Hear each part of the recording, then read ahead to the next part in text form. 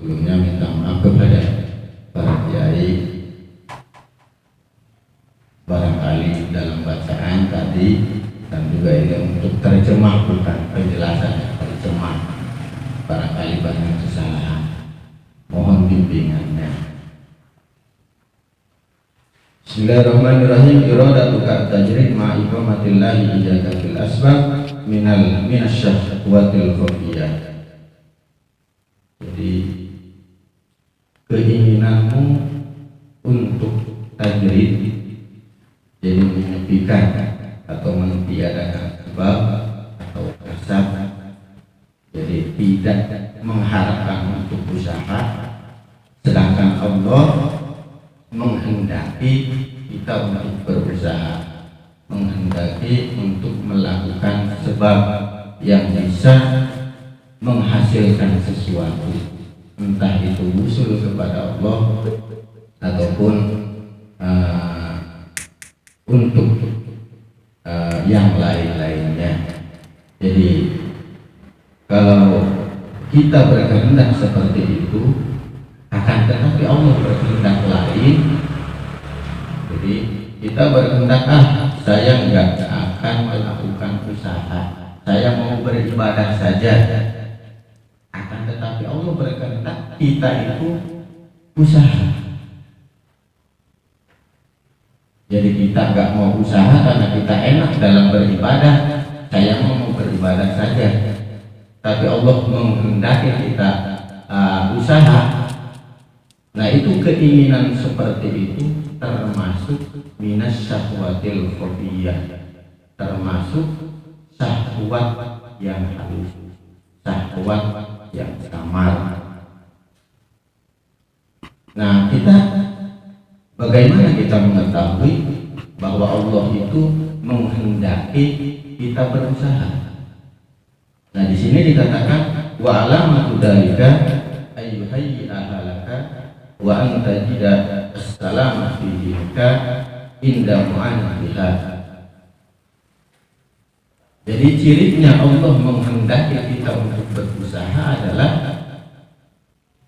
Allah menyiapkan, Allah mempersiapkan usaha atau sebab untuk kita, akan tetapi dalam melakukan itu kita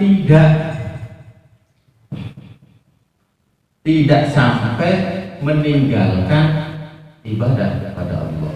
Artinya dalam melakukan usaha atau dalam melakukan sebab itu kita nyaman-nyaman aja, tenang, tidak terganggu dengan sesuatu apapun sehingga kita bisa melakukan ibadah. Nah, berarti itu tandanya Allah itu mengharapkan kita untuk berusaha. Nah, kalau seumpamanya kita melakukan usaha tapi ternyata ibadah kita terganggu, amaliyah kita terganggu, berarti itu beda lagi. Nah, di sini diterangkan seperti itu. Nah, kalau seperti itu kita berkehendak untuk tidak berusaha, jadi meninggalkan sebab, kita hanya untuk fokus beribadah saja. Nah, itu termasuk syahwatul khafiyah, termasuk keinginan yang halus dan jauh. Nah, alasannya kenapa? Di sini disebutkan wa kanat syahwatan li adami wujudika ala muqaddi sayyidika wa muwafaqatika ala wa muwafaqatika murada nafsika. Nah, disebut syahwat kenapa? Karena kita itu tidak mau ikut dengan apa yang dikehendaki oleh Allah. Allah menghendaki kita untuk berusaha, Allah menghendaki kita melakukan sebab, tapi kita berkeinginan untuk menghilangkan itu, tidak melakukan itu. Bahkan kita pengennya apa yang kita kehendaki kita kerjakan, bukan Allah yang menghendaki. Nah, berarti itu termasuk syahwat, karena bukan keinginan Allah, itu hanya keinginan kita. Berarti dinamakan syahwat. Nah, karena tadi di atas menghendakinya itu berbeda dengan kehendak Allah. Terus dikatakan khofiyah, dikatakan sama, syahwat yang samar, syahwat yang halus. Li'anna dhahira dzalika anna muradaka bitajarrud al-inqita ila Allah Ta'ala wa taqarrub ilaihi. Dinamakan halus karena dohir daripada kehendak itu adalah tujuan daripada tajarrud, menghilangkan sebab atau menghilangkan usaha itu adalah al-inqita ilallah. Pasti tujuannya baik. Kita menghilangkan sebab atau usaha itu tujuannya karena untuk beribadah kepada Allah. Itu kan berarti bagus. Nah secara dohirnya seperti itu. Jadi ketika kita meninggalkan sebab, fokus untuk melakukan ibadah, berarti kan tujuannya adalah al-inqita ilallah wa taqarrub ilaihi, yaitu khusus atau fokus ibadah kepada Allah. Makanya di situ dikatakan khofiyah, dikatakan syahwat yang halus, yang tidak kelihatan karena tujuannya baik. Tujuannya adalah untuk beribadah kepada Allah. Terus wabatinahu anna muradaka asyuhra bil wilayah litaksidakan nas bil i'tiqad wa taqarrub ilaika. Nah, dilihat dari batinnya bahwa syahwat yang halus itu dilihat dari batinnya, karena tujuannya itu adalah kemasyhuran untuk menjadi seorang wali. Jadi ketika kita menghendaki hanya untuk fokus beribadah, meninggalkan sebab-sebab, meninggalkan usaha-usaha, itu termasuk syahwat yang halus, karena di dalamnya kita dimasuki, atau bisa jadi tujuannya itu adalah supaya kita masyhur, dilihat oleh orang, sehingga kita menjadi seorang wali, orang yang soleh, dia hebat, dia mah ahli ibadah. Nah itu makanya disebut syahwatil qomiyah. Nah makanya di sini qala al-arifun iqbalun nas alal murid qabla kamalihi summun qatil. Nah, jadi orang-orang ahli makrifat mengatakan bahwa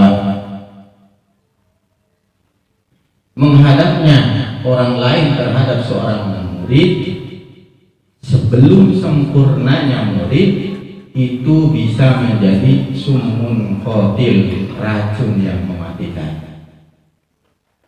Itu yang dikhawatirkannya itu seperti itu. Ketika seorang yang sedang melakukan usul ilallah, ya, murid menghendaki usul ilallah, itu sebelum sempurna itu dikhawatirkannya orang-orang sudah memandang dia itu seperti apa, pokoknya seakan-akan dialah yang paling hebat. Nah karena itu bisa menjadi summun qatil, jadi racun yang bisa membunuh. Itu kata Ba'dul Arifin atau Al-Arifun. Nah sehingga wa rubbama qadata bidzalika an wadha'ifika wa awradika wasirta tatatalla alima bi aidin nas. Nah terkadang kalau sudah seperti itu bisa memutus atau bisa meninggalkan kebiasaan-kebiasaan amalia kita atau kebiasaan-kebiasaan diri kita, sehingga kita menjadi orang yang selalu melihat apa yang ada pada diri orang lain. Nah kalau sudah seperti itu,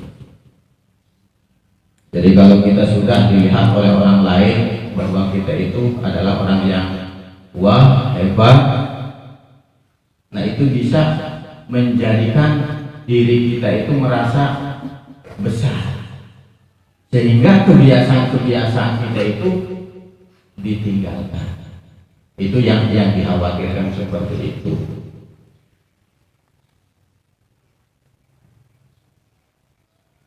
Terus wa iradatuka al-asbab ma iqamatillah jasa bitajrid inhitadun anil himmatil aliyah.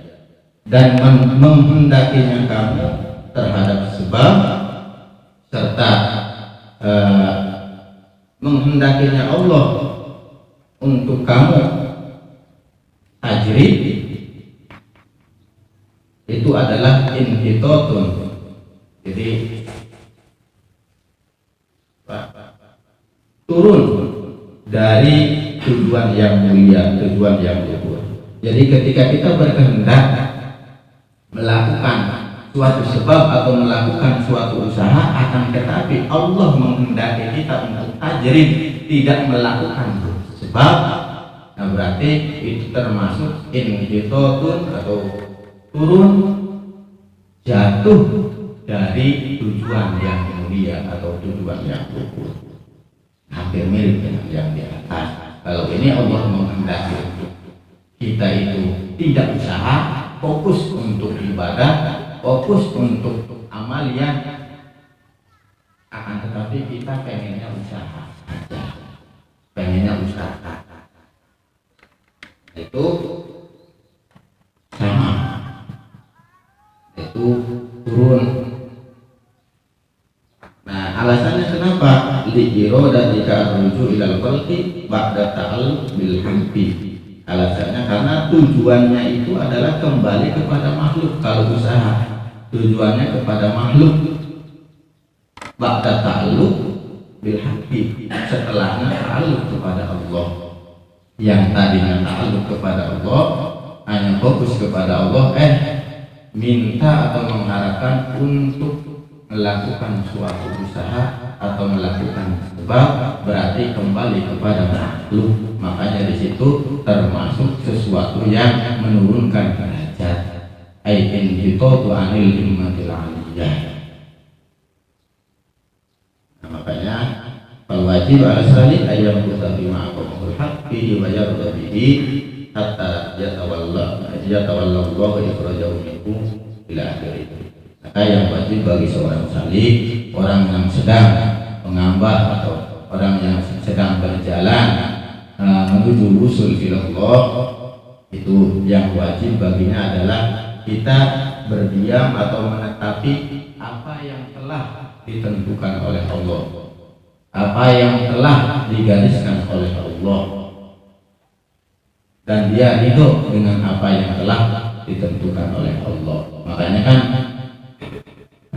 dalam keterangan seterusnya ada ikhtar al-tahta, jadi memilih untuk tidak memilih. Jadi sejalan aja apa yang dikehendaki oleh Allah, itu yang kita jalankan. Jadi tidak ngoyo, saya mau pengennya ini, saya mau pengennya itu, padahal Allah sudah menentukan. Nah, menentukannya tadi ciri-cirinya sudah dijelaskan di antaranya. Jadi tinggal dalam kehidupan kita seperti apa. Ketika kita berusaha, kayaknya kita kewajiban-kewajiban kita itu ditinggalkan. Berarti itu usaha-usaha kita itu harus kita pikirkan lagi. Barangkali Allah menentukan, Allah menginginkan, menghendaki kita itu untuk beramal. Seumpamanya kita disuruh untuk mengajar atau yang lain-lainnya lah, dibutuhkan oleh masyarakat. Mungkin itu satu tanda bahwa kita itu dituntut untuk melakukan itu, bukan untuk melakukan sebab. Barangkali tinggal kita pikir masing-masing saja. Mungkin hanya itu yang bisa saya sampaikan. Kurang lebihnya mohon maaf yang sebesar-besarnya. Assalamualaikum warahmatullahi wabarakatuh.